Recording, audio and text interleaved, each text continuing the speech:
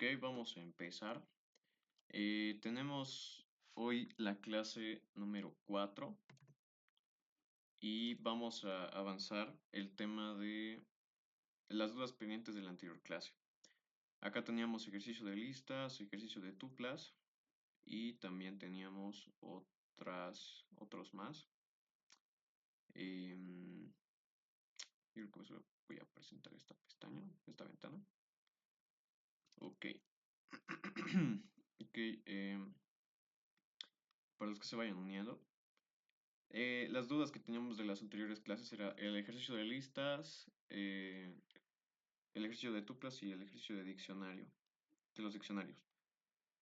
Bueno, acá esto ya lo hice sobre las actividades que se vieron en la otra clase.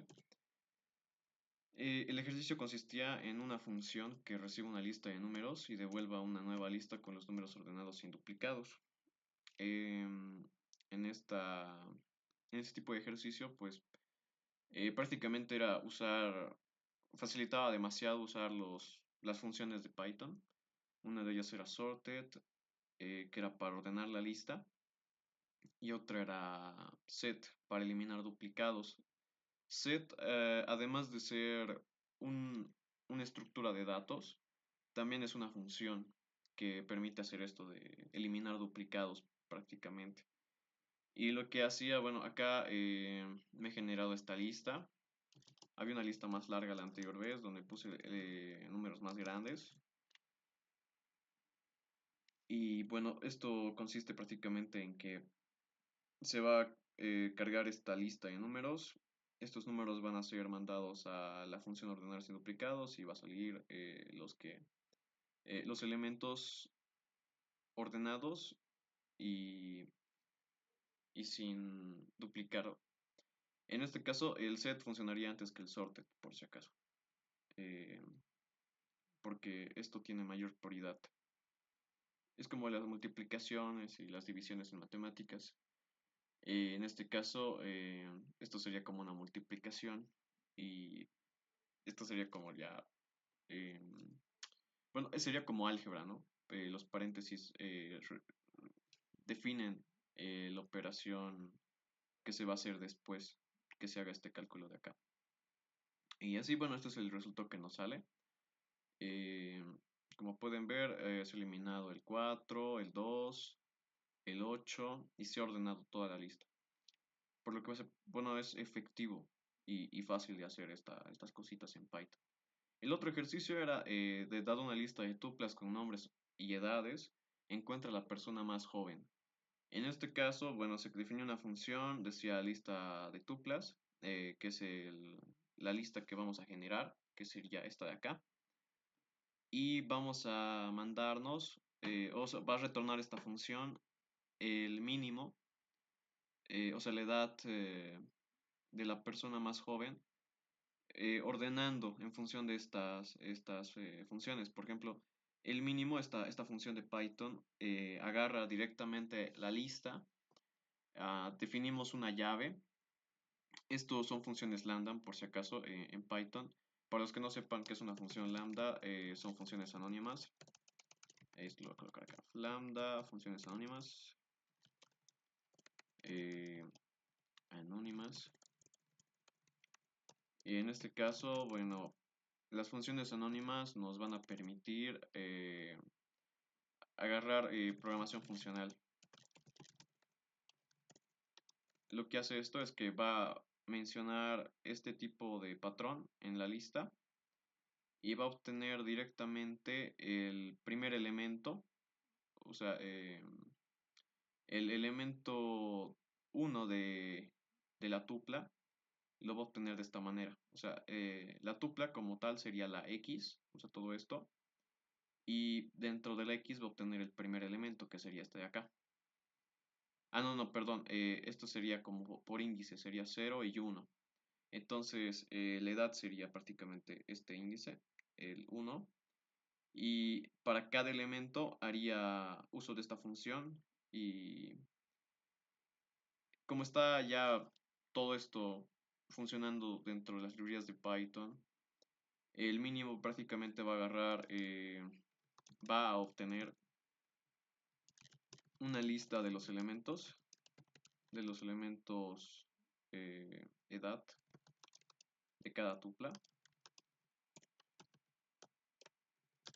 Luego vamos a obtener con esta tupla el, se va a organizar. O sea, luego de obtener esta lista, Python lo va a organizar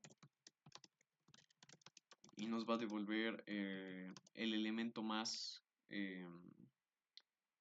mínimo que hay. Nos va a dar el menor elemento. Esto es prácticamente lo que está haciendo aquí. Por ejemplo, podemos añadirle más datos también para hacerlo un poquito más eh, dinámico. Voy a poner aquí Dylan, por ejemplo, que tiene 45. Otro tal vez sería Julia, o no sé, Julia. Julia, que tiene unos 33 años. Y vamos a poner a Kevin, que acaba de nacer y tiene solo un año. Así. Kevin tiene un año, entonces el Kevin tendría que ser la persona más joven de esta lista de tuplas. Lo hacemos correr y tenemos efectivamente que Kevin que acaba de nacer tiene un año. Pero de repente, no sé, llega un Kevin del futuro, lo suplanta al Kevin de ahora y el Kevin del futuro ahora tiene 57 años, por ejemplo. Ahora es el más viejo de la lista y queremos ver quién sería el más joven de todas estas personas. Entonces hacemos otra vez la ejecución y decimos, oh por Dios, Juan tiene 19. Entonces Juan es la persona más joven de la lista de personas que estaban aquí. Y bueno, así es como funcionaría esta implementación en Python. Como pueden ver, esto de la programación funcional es algo que nos ayuda bastante para varias implementaciones de Python. Y usarla de esta manera nos soluciona un montón de funcionalidades que podríamos estar haciendo. Por ejemplo, podemos aquí poner una función que primero obtenga el segundo elemento de cada tupla. Segundo elemento, por ejemplo. Y aquí le ponemos paso, ¿no? Y además de eso tendríamos que tener una función que con toda esta lista vea elementos repetidos y también vea el tema del orden. Aunque solamente sería una comparación de todos contra todos. Por ejemplo, sería inútil empezar con una variable que sea cero porque lo arruinaría nuestra... Bueno, no es funcional, no es correcto. Y les mostraría un ejemplo, pero eh, esta clase no va de eso. Pero les sugiero que si tienen esa curiosidad, vayan a ver este tema de organizar listas, se den una lista con distintos números y lo pongan el cero, digamos, al inicio. Y de repente le pongan también números negativos y van a ver que no es muy eficiente ese tipo de ordenamiento. Y bueno, eso espero que les sirva de consejo. Bueno, pasando al siguiente ejercicio, tenemos un diccionario. A ver, tengo un momento, voy a tomar agüita. Ok. El ejercicio consiste en crear un diccionario donde las claves sean nombres de estudiantes y los valores sus notas. Luego escribimos una función que calcula el promedio de las notas. Bueno, esto era una implementación em, bastante sencilla, de alguna forma.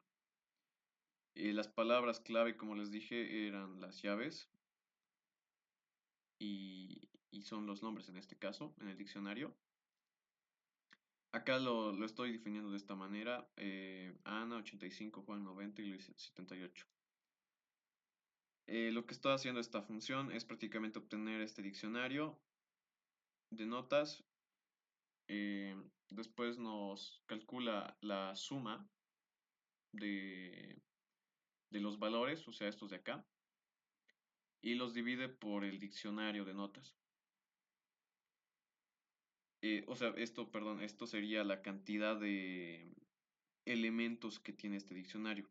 En este caso, los elementos del diccionario son separados por comas, como lo dije en la anterior clase. Y esto es una instrucción que se llama operador ternario. Esto facilita la implementación de los condicionales en Python. Y prácticamente lo que hace aquí es entrar al diccionario de notas, eh, o sea, toma toda esta estructura de datos y pregunta si es que tiene información. O sea, si esto de repente está así,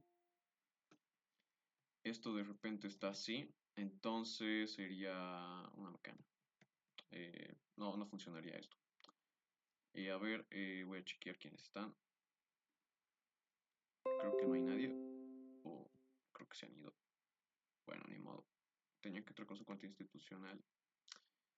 Y eso, seguimos.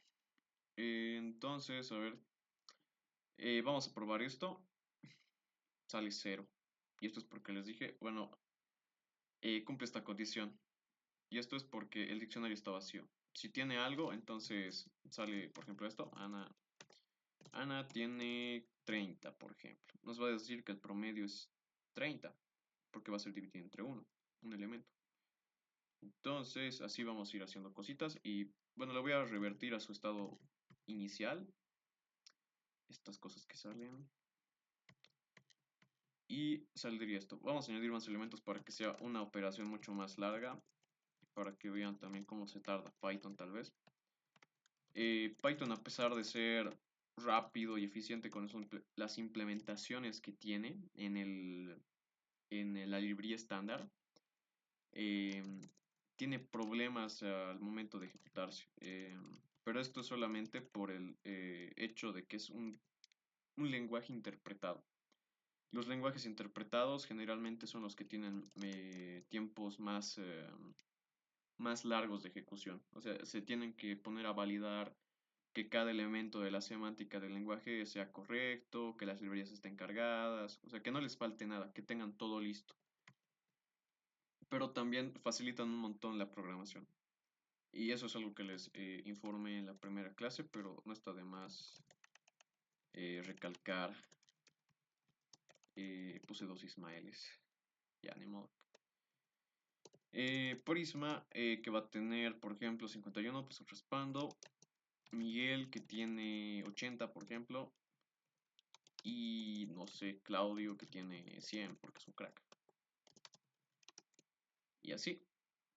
Y así vamos a ver cuánto es el promedio general del curso. Esto también podríamos poner notas curso A, tal vez. O sea, para que lo vean como si fuera algo real. Porque esto sí se usa bastante. O al menos yo lo usaría de esta manera. Estas cositas. Podría obtener los valores, definir el tamaño de, o sea, cuántos elementos son, cuántos alumnos son por mi clase. Obtengo sus notas por, no sé, un reconocimiento de documentos que hay en Python. Hay librerías para eso. Y con eso me arreglo la vida y ya tengo para hacer un cálculo de de las notas de todo mi curso. Y así, bueno, acá sale 74. Y está God, pues es un curso capo.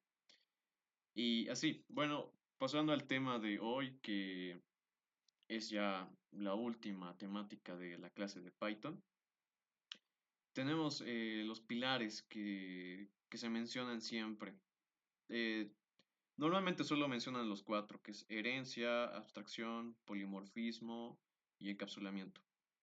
Pero hoy les quería hablar también de otros que son bastante usados, o sea, últimamente tienen más relevancia, pero también son parte de un tema más avanzado, una temática más avanzada, porque programación orientada a objetos lleva connotaciones mucho más avanzadas en aplicaciones dentro eh, de la definición de estructuras de datos, grafos. hay una serie de implementaciones que lo colocan dentro del marco informático y bueno, esto solo es para que lo tomen de referencia, como dice nuestra docente Leti. eh, la base de una buena práctica es el concepto. Y en este caso, bueno, voy a relatarles cómo era esto. De la herencia, por ejemplo, es la reutilización de código en clases derivadas. Esto es como tener clases específicas que se crean a partir de una clase padre o una clase maestra. Después, la cohesión es mantener clases con una única responsabilidad. Esto también tiene que ver con el modelado de datos, pero acá lo menciono porque es importante tener clases que tengan una, una responsabilidad clara, que no esté compartida con otra clase, por ejemplo. Y incluso esto a veces cuesta para el momento de generar herencia, pero eh, al final cada clase tiene un propósito por la que está en un programa. Y si no tiene un propósito por la que está en el programa, prácticamente sería mejor eliminarla para evitar redundancia en funcionalidades. Luego tenemos la abstracción, ocultar detalles complejos y exponer solo lo necesario. Polimorfismo, métodos con el mismo nombre pero diferentes implementaciones. Esto se refiere a que, digamos, puede haber distintos gatos, digamos, como estos gatos y perros que salen por acá. Hay gatos siameses, gatos criollos, gatos chinos. O sea, hay una serie de gatos, ¿no? Como este. Y, y pues a cada gato se le tiene que identificar específicamente, ¿no? Para que las otras personas entiendan qué tipo de gato es, porque no tiene las mismas características que, que todos los gatos de manera general, digamos.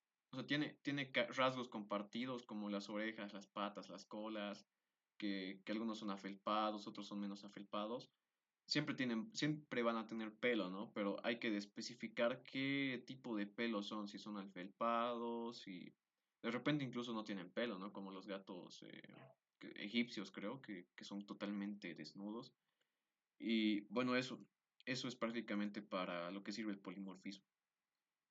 Y permite a las clases padres o eh, a veces incluso entre clases hijas bien específicas convertirse en distintos tipos de clases, digamos. Se puede hacer una conversión de tipos eh, o algo así se podría entender, por ejemplo. Después el tema de acoplamiento, que también junto con cohesión es un rasgo muy importante para la temática de modelado de datos, o algo que se lleva bastante igual en bases de datos, que tiene que ver con el tema de que hay que asegurarse que una clase no tenga o sea, que todas sus funcionalidades no dependan de otra clase, por ejemplo. O sea, como esas relaciones abusivas donde hay por ejemplo, una falta de algo en una clase, pero tiene que recurrir a otra clase para que le dé todo, por ejemplo. Y no se quiere eso. O sea, se quiere que toda clase sea independiente, o sea, que pueda valerse por sí misma y pueda ahí presentar todas sus funcionalidades de manera que no sea redundante para el programa. Eso mejora muchísimo la eficiencia y nos garantiza de que nuestra lógica de programación está correcta. Luego, el tema de encapsulamiento. En este tema se restringe el acceso a los datos internos de una clase. Esto se refiere a que, pues, como las funciones, por ejemplo, no sé estas de aquí, las funciones de sorted, digamos, o de set, solamente van a funcionar con listas, no van a funcionar con otros tipos de datos. O sea, por ejemplo, los strings puede ser, ¿no? Pero los strings también son definidos como listas en lenguaje de Python. Lo que sí no podría funcionar sería, por ejemplo, datos numéricos, puntos flotantes, caracteres, o sea, un solo carácter, por ejemplo. Elementos que son demasiado, son atómicos, por ejemplo, no tienen más profundidad respecto a funcionalidades que se han implementado en eso. Por ejemplo, aquí, bueno, se podría utilizar diccionarios y todo eso, pero esto solo funciona dentro de elementos específicos del lenguaje. A lo que voy con esto es que está restringido el acceso a algunos elementos y está habilitado para otros. Y esto es lo que también tiene que ver con seguridad, ya que en sistemas críticos esto es también muy importante, ya que necesitan privacidad, anonimato para algunos datos, entonces es importante tener este tipo de cuidados. El encapsulamiento asegura bastante y en el ámbito de la informática y la ciberseguridad es un tema eh, muy canónico, es como la meca de lo que se está tratando de trabajar en el área. Y bueno, ya volviendo con el tema de clases y objetos, tenemos estas cositas. Esta era mi ayuda a memoria, pero ya creé esto y esto era prácticamente lo que quería mostrarles. En las clases de Python usamos el término class persona. Después generamos este constructor de la clase y el constructor de la clase siempre va a tener este elemento self. Este self es lo mismo que this en otros lenguajes. Para los que no son Java, por ejemplo, el this es prácticamente el self, pero el self acá también se lo utiliza dentro de los parámetros de entrada de la, de la función que tenemos acá, por ejemplo. Y así, bueno, acá tenemos que la persona va a tener nombre y edad, que son elementos importantes para el registro de una persona. Y ya esto del registro, bueno, tiene que ver también con el tema de la creación de objetos. Por ejemplo, acá podemos ver que creamos objetos a partir de esto. Tenemos la clase persona, la identificamos, digamos, ya directamente con su nombre. Abrimos paréntesis, cerramos, abrimos otra vez acá las comillas. Ponemos el nombre que nos pide. Acá no, bueno, Python ya de manera dinámica esto lo considera. Acá se podría poner quizás un número, pero no sería correcto ya que no es lo que queremos entender dentro de este contexto, ¿no? Entonces, por eso le ponemos Ana, después 25, se va a asignar después a edad, que va a ser una propiedad de la clase ya que se está colocando este self. Y también se le va a definir este método de la clase que va a ser el saludar.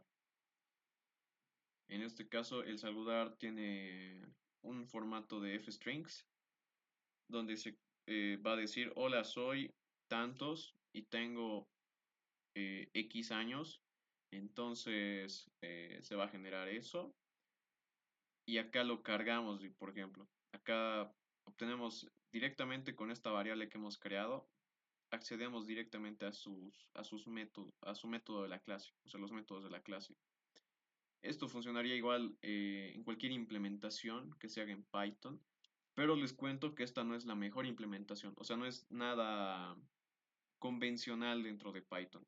Python, si esto le muestras a alguien que le sabe bastante a Python, te va a decir, no, señor, esto no es Python, esto es una implementación sencilla, por ejemplo, o te falta calle y tienes que aprender Python. Y prácticamente, bueno, esto es lo que no queremos. Esto es una implementación bastante básica, algo que ya hemos visto igual en otras clases. Entonces lo que vamos a hacer va a ser usar las convenciones tradicionales de Python. Entonces les voy a mostrar esto. A ver, acá hemos generado el init que nos ha mostrado hace rato. Ah, no les he mencionado esto. Esto lo vamos a ver más adelante. Tiene un nombre muy interesante. Pero lo que hemos hecho, a ver, hemos definido el init, que esto indica que es un constructor de esta clase. Entonces lo que hacemos es generar el nombre de la clase, definimos la asignación a la variable nombre de esta clase, también la asignación a la variable edad de esta clase. Le damos la opción de que esta clase y los objetos que se generen a partir de esta tengan la opción de presentarse. Entonces acá le define como soy, tantos, tengo X años y también le generamos esta clase estudiante. Acá, bueno, definimos el tema de estudiante hereda de persona y funcionaría de esta manera. Por ejemplo, acá llamamos a la clase persona para definir que esta clase le pertenece a esta. O sea, la clase persona tiene mayor categoría o mayor rango que la clase estudiante. Y acá definimos también el constructor, le decimos cuál es tu nombre, edad y carrera. Esto va a llamar al constructor de persona. Esto también es una palabra que se usa en otros lenguajes, además del TIS que ya les mencioné. Este reconoce que va a llamar a la clase, a un atributo, a algo dentro de la clase padre, que en este caso sería la clase persona. Y en este caso está llamando a su atributo o a su, ¿qué se llama? Su método constructor, que sería este, o a su función constructor. Y aquí obtiene el nombre y edad. Y de esta manera, bueno, ya se asigna directamente el nombre y edad del estudiante y aparte le obtenemos su carrera de esta manera. ¿Se puede hacer de esta manera? Sí, pero no sería la más correcta, porque inutilizaríamos la herencia que tendría, bueno, que ya tiene esta clase estudiante, o sea, que ya ha sido asignada acá. Luego la opción de presentarse, sobreescribimos un método, en este caso el presentarse ya existía en la clase persona, y obtenemos esto de acá, que sería, bueno, lo que ya les mostré, con fstrings, obtenemos el nombre, la edad y la carrera y lo ponemos en un mensajito corto. Acá, bueno, va a decir soy Miguel, tengo 37 años y estudio gastronomía. Y así, bueno, de esta manera podemos ir jugando también con otros ejemplos o crear nuestros propios. Y acá, bueno, aquí ya le creé un ejemplo donde creemos un estudiante. El estudiante se va a llamar Carlos, tiene 20 años y estudia ingeniería. Imprimimos esto y va a decir soy Carlos, tengo 20 años y estudio ingeniería. Así que lo voy a hacer correr y vamos a chequear cómo dice. Y sí, dice que es Carlos. Entonces, a ver, vamos a cambiar a Jorge, por ejemplo. Soy Jorge, tengo 20 años. Y así. Creo que esto no lo corrí, pero por si acaso les voy a mostrar cómo les sale. Acá, esto era como les dije, se llama bueno, se llama estos objetos acá y se obtiene, bueno, se hace funcionar, se ejecuta el método saludar y para cada uno obtiene el nombre que sea designado y su edad y así. Y ya viendo para el tema de objetos, eh, bueno, es algo que ya lo puse anteriormente, esto me olvidé borrar, lo voy a quitar. Ahora sí, el decorador property. Esto es algo sumamente importante en Python, es algo que es prácticamente del lenguaje y vamos a ver aquí unos ejemplos. Por ejemplo, esta es una definición de lo que es el property y es que este decorador permite definir propiedades en una clase, lo que hace que un método se pueda usar como si fuera un atributo. Se usa para encapsular atributos y controlar su acceso. Y bueno, acá está este ejemplo donde tenemos una clase círculo, tenemos acá su constructor, solo va a tener un dato al crearse los objetos de círculo, del tipo círculo, y se van a definir como radio. En este caso, acá hay un detalle muy importante e interesante también. Para definir atributos privados se utiliza este tipo de convención. Eh, O sea, no, en este momento sigue siendo público, pero por convención, o sea, para respetar las reglas de Python y para no ser víctima de maldiciones de curas o brujos pythonistas, entonces mejor es hacer caso a esto y vivir en paz. Y pues esto es lo que hay que tener cuidado cuando quieres crear, digamos, elementos que sean privados o tengan una medida de seguridad. Que esto ya va al tema de encapsulamiento, que es lo que les mencionaba en un inicio. Acá, bueno, tenemos ya un método, una funcionalidad que nos va a dar, esto nos da acceso al elemento de la clase, por ejemplo. Nos da, bueno, a los datos. Al dato, en realidad, aquí solo es un dato, porque solo se crea con radio, entonces nos da acceso al elemento radio de la clase, o al dato mejor, al dato radio de la clase. Acá nos devuelve prácticamente este elemento que en teoría es privado y acá es prácticamente esto de crearle su otro atributo. No sé si, bueno, esto es getters y setters, que es una convención en lenguajes de programación. Los gets significan obtener, o sea, prácticamente recibir la información directamente. No se puede modificar y solo se obtiene el dato, por ejemplo. Y el sed es modificar, o sea, es darle una, un valor, o sea, volverlo a editar, asignarle nuevas cosas, por ejemplo, o sea, para que sea más funcional las implementaciones que se realizan. En este caso, bueno, se le tiene que pasar siempre un dato y este dato se le puede poner por condicionales o directamente también hacerle el cambio.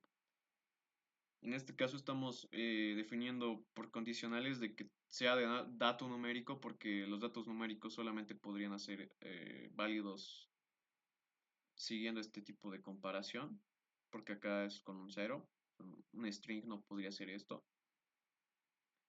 Y acá, si esto es válido, si el nuevo radio es mayor a cero, entonces se le va a cambiar esta propiedad de la clase.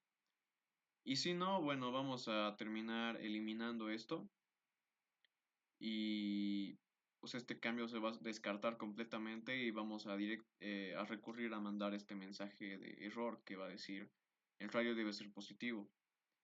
Entonces va a tener que mandar otra vez el radio y decir que, bueno, creo que esto mejor lo vemos en la práctica. Y bueno, acá vamos a crear el objeto círculo que va a tener, digamos, radio 6. El get radio va a tener que ser 6 y acá, bueno, acá ya lo cambia con 10 y así. Bueno, acá vamos a chequear cómo sale y como ven sale 6 y 10. Ahora, por ejemplo, vamos a hacer el set radio, por ejemplo, para que vean cómo funciona. Vamos a obtener, vamos a cambiar el set radio y vamos a poner el get radio después. Esto no tendría que imprimirse. También el set radio prohibido de imprimirse, si no, funados, los van a quemar. A ver, set radio acá va a ser, por ejemplo, 0 para que vean que tiene que ser siempre positivo. Y luego de esto vamos a corregir con un set radio correcto. Por ejemplo, un 10 o un 11, porque ya hemos usado el 10, ya que tendría que ser el 11. Y acá, bueno, agarramos que, bueno, esto ya lo vieron, 6 y 10.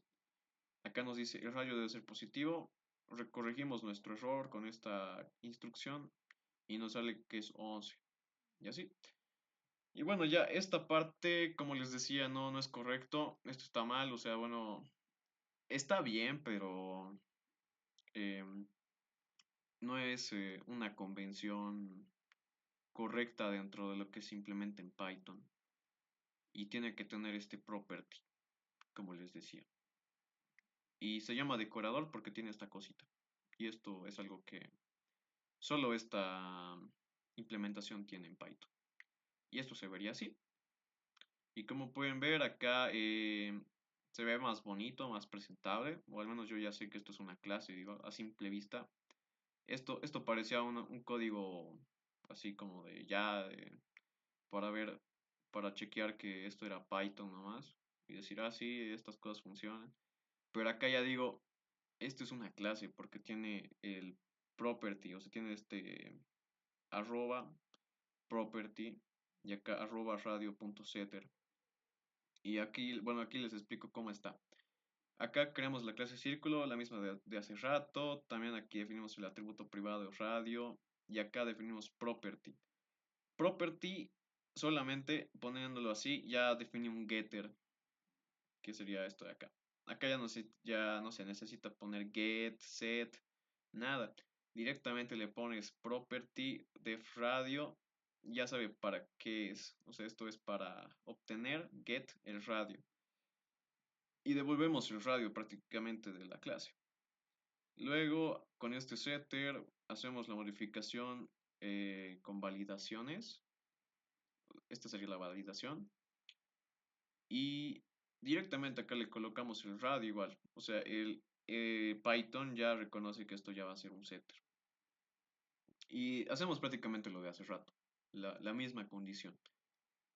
Y acá ya estamos usando los objetos con este tipo de implementación. Acá creamos el círculo de radio 5 y accedemos a su radio. Después, acá creamos el radio. No, acá ya lo modificamos. Acá, esta es la manera de modificar en Python. O sea, directamente como si fuera una variable y el objeto. El objeto llama su propiedad radio y lo modifica con 10. Acá también ya le pone 10. Y en este caso, bueno, estoy poniendo esto para que revisen cómo va a funcionar con valores negativos. No debería. Y por eso debería salir este mensajito de acá. Y así pues. Bueno, en esta implementación se puede ver que ya directamente se obtiene con esta simple palabra. No necesitamos saber más. En lugar de poner el get radio. Y esto también, imagínense, no sé, hay un ratero, un delincuente cibernético en su computadora. Y ven, no sé, quieren revisar información por medio de variables o cosas así. Esto sería muchísimo más claro de que es información que se va a obtener en lugar de esto, por ejemplo. Esto no sabemos si es un setter, un getter o algo así. O eso sí, más o menos como lo veo. Y parece seguro, de alguna forma. Y bueno, eso era algo que quería mencionar. Lo hacemos correr y vemos qué nos sale. Esto tendría que imprimir 5 y esto tendría que imprimir 10. Y esto tendría que decir que te has equivocado. El radio debe ser positivo. Y, y eso, bueno, prácticamente era eso. Ahora terminando esta parte, como les dije, este init tenía su razón de ser y se llama métodos Dunder o mágicos en Python. Estos se llaman Dunder porque son double underscore. Es como su... Dunder es como acortarlo, estas palabras. También definimos como métodos mágicos, son funciones especiales en Python que comienzan y terminan con doble guión bajo. Estos se utilizan para definir comportamientos personalizados de objetos como su representación en print, su comparación suma-resta, etc. Los métodos Donder más comunes son init, constructor, se ejecutan automáticamente al crear un objeto. Acá, esto es lo que ya hemos visto hace rato. Este es el constructor, se le genera nombre y edad como parámetros de la clase. Y acá ya se lo utiliza, por ejemplo. Esto es lo que ya hemos visto anteriormente. También aquí está este str. Esto es representación de texto para usuarios. Esto también se es considerado como conversor. He visto que a veces se lo puede utilizar este STR como conversor en algún caso, si no estoy mal. O sea, solo esto, aunque me estoy yendo por otro lado. Pero espero que me hayan entendido. Esto solo para hacer casteo, me refiero.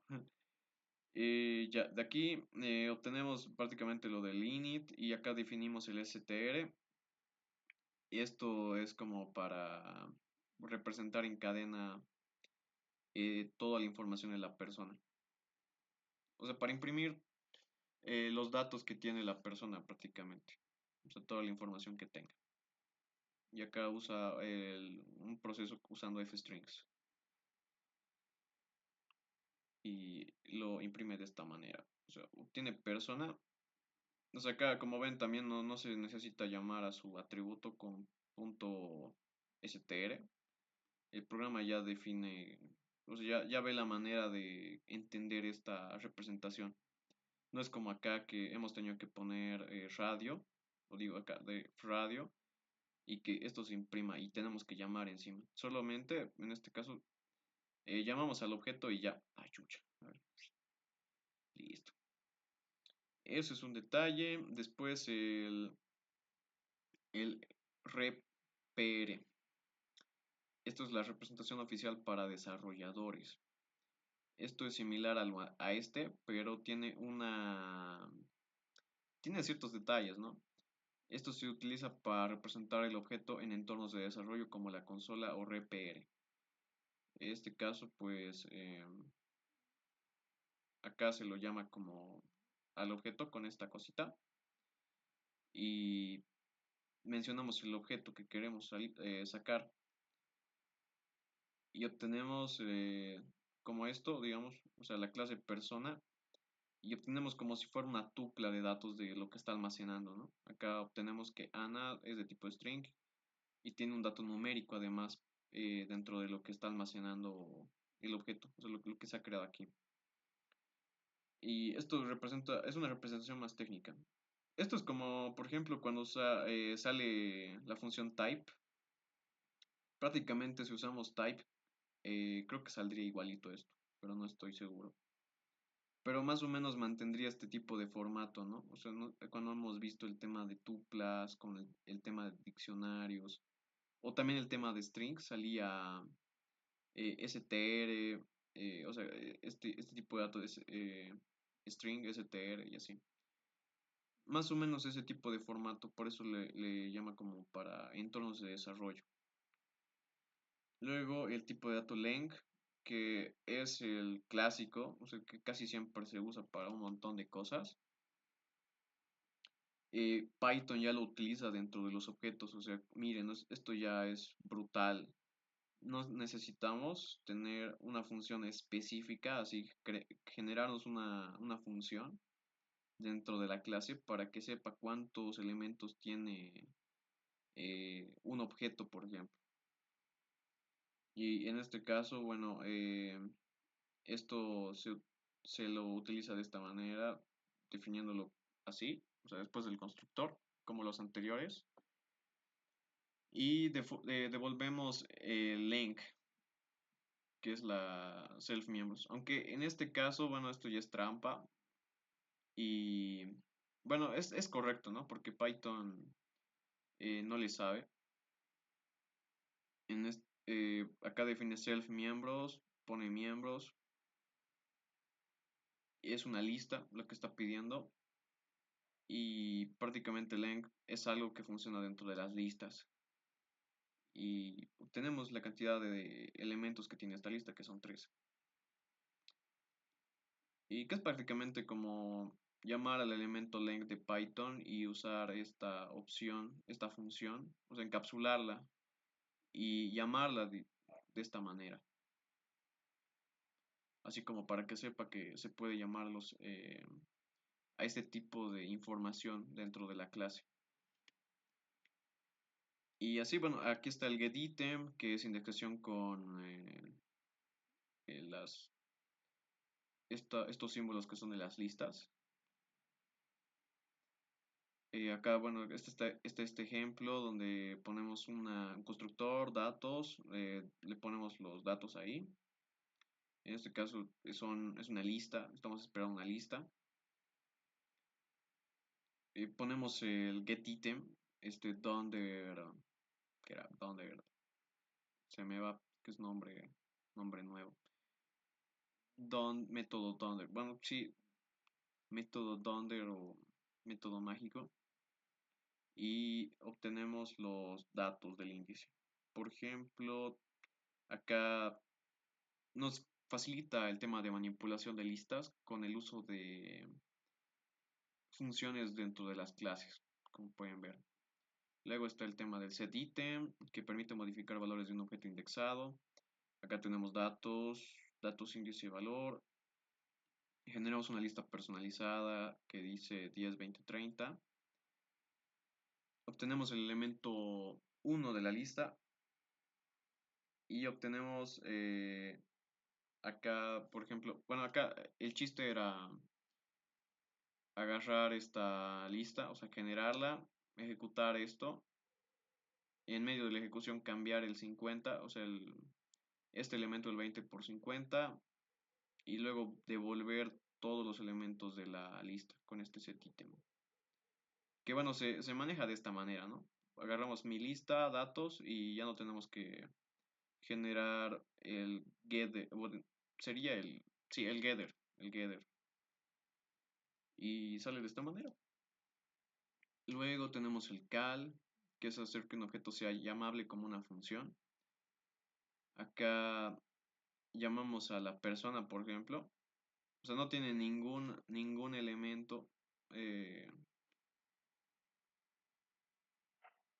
y pues llamamos. La verdad, denme un cacho, voy a tomar agüita.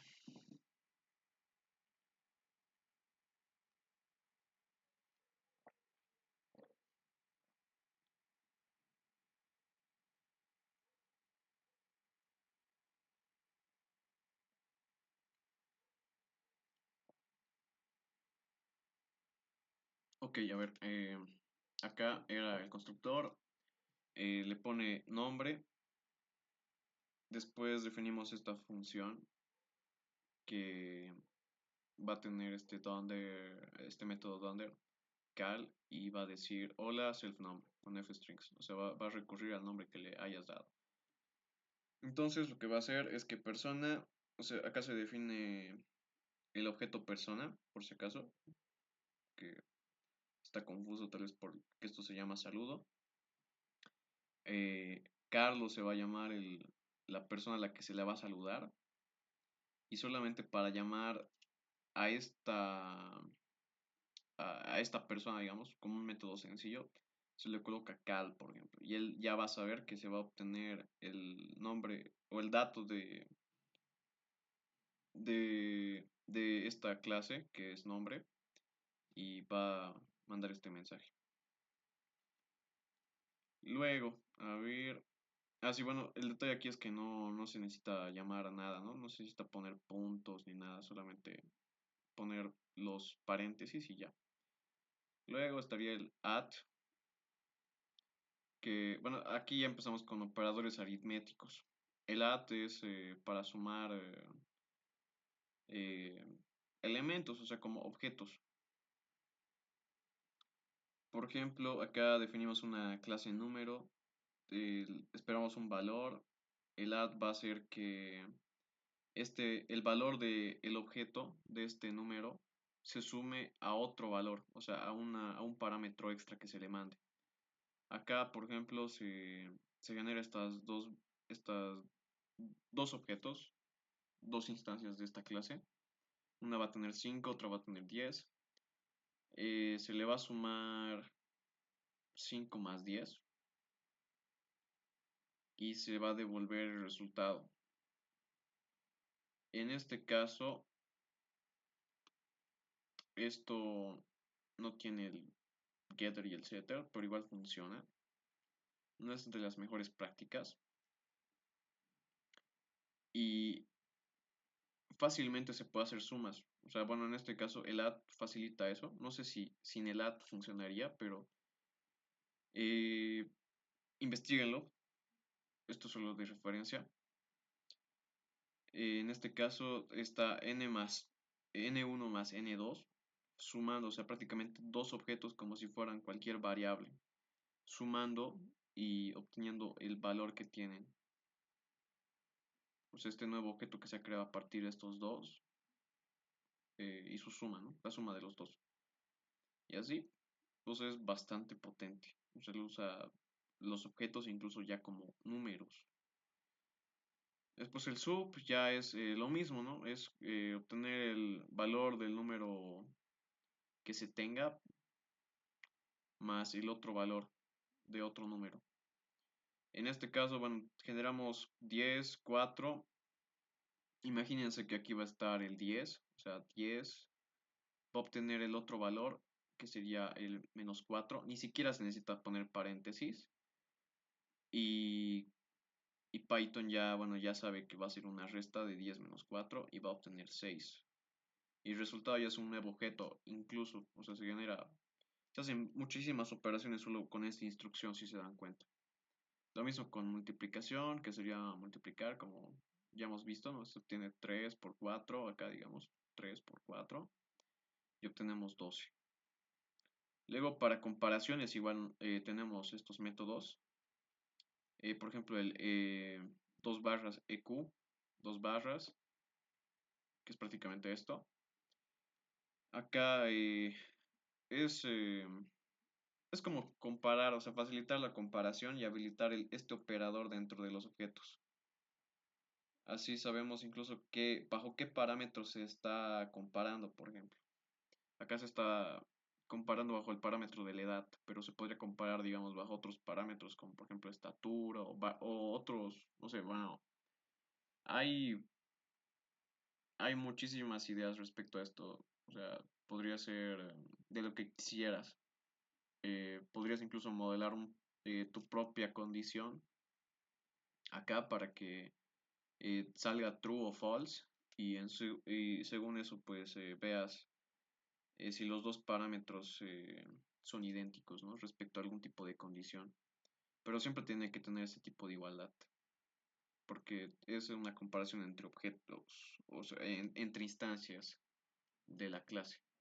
Luego está el id, que, bueno, LT, creo que es esto, si me he equivocado. Sí, LT, que es menor, funciona del anterior, como lo anterior, se coloca self-edad.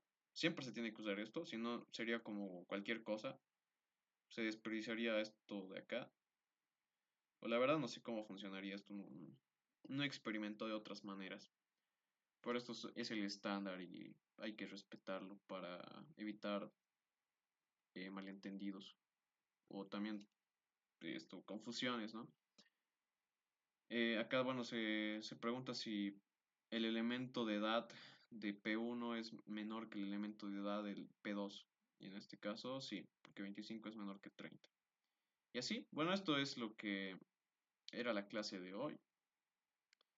Em, Quería que hagan un programa para que lo dejen para su certificado y pues vean cómo usarlo, ¿no? Bajo todas las cosas que hemos visto en Python. Esto les voy a pasar y bueno, yo creo que aquí lo terminamos, chicos.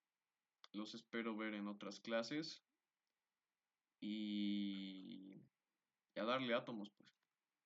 Espero que les vaya bien con sus prácticas de Python. Bueno, eso sería todo. Ah, hasta luego.